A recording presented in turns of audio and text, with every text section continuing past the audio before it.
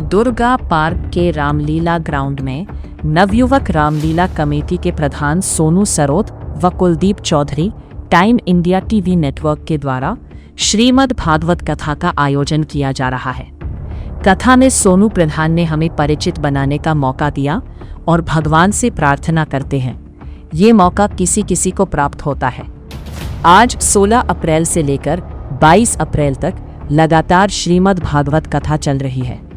आज पहले दिन कथा शुरू होने से पहले कलश यात्रा निकाली गई, उसके बाद हवन यज्ञ किया गया और शाम 4 बजे से 7 बजे तक कथा का शुभारंभ किया गया। इसमें सैकड़ों की संख्या में श्रद्धालुओं ने भाग लिया और कथा सुनने का सौभाग्य प्राप्त हुआ। नवयुवक रामलीला कमेटी की ये 39वीं श्रीमद् भागवत कथा है जो लगातार चलती आ रही है। बोलिए आनंद कंद भगवान की। दोनों की विचारधाराएं अलग अलग हो गई हैं मेरे बहन भाइयों।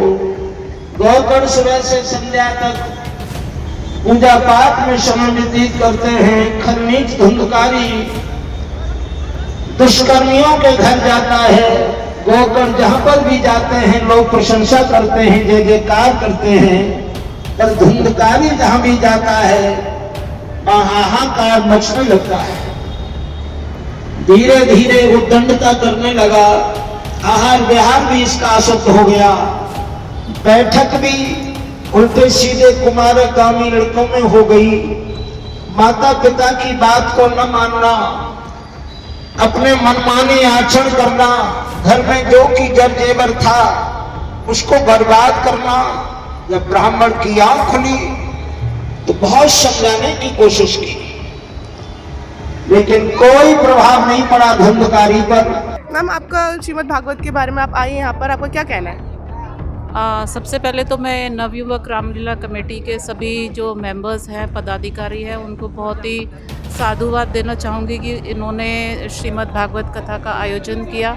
और ये ऐसी कथाएं होती हैं जिसके माध्यम से जो लोग होते हैं वो आपस में कहीं ना कहीं जुड़ते हैं, क्योंकि सभी आके कथा सुनते हैं। तो अगर मान लो मैं किसी को नहीं जानती तो इस कथा के माध्यम से मैं भी किसी से बात करती हूँ, 2 लोगों से मेरी मुलाकात होती है। हमें भागवत के बारे में बहुत कुछ ज्ञान मिलता है, ऐसा ज्ञान मिलता है जो हमने शायद कभी सुना भी ना हो।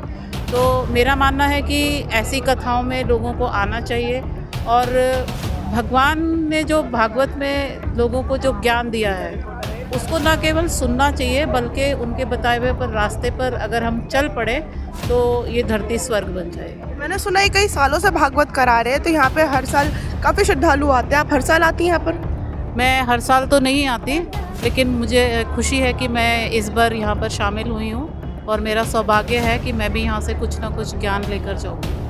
मैम, आप कुछ बताना चाहिए यहाँ के भागवत के बारे में? भागवत में इसको हम अपने जीवन में उतारना चाहिए। जो ये महाराज जी हमको बताते हैं, ज्ञान देते हैं, वो इसीलिए कि हम कुछ इससे सीखें और अपने जीवन में इसको उतार सके। तो बहुत अच्छी बिहारी जी की कृपा होगी। व्यास जी, मैंने सुना आप काफ़ी सालों से कथा करवा रहे हैं, आप बहुत अच्छी कथा करवाते हैं। थोड़ा हमारे चैनल के माध्यम से बताइए लोगों को अपने बारे में। बहुत बहुत धन्यवाद आपके लिए।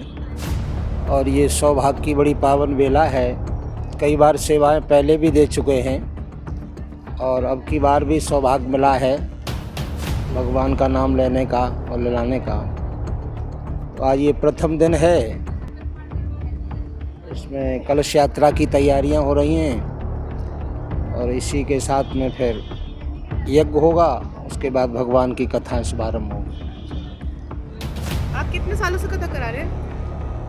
मुझे 40 साल हो गई कथा वाचन करते हुए। 40 सालों से? जी।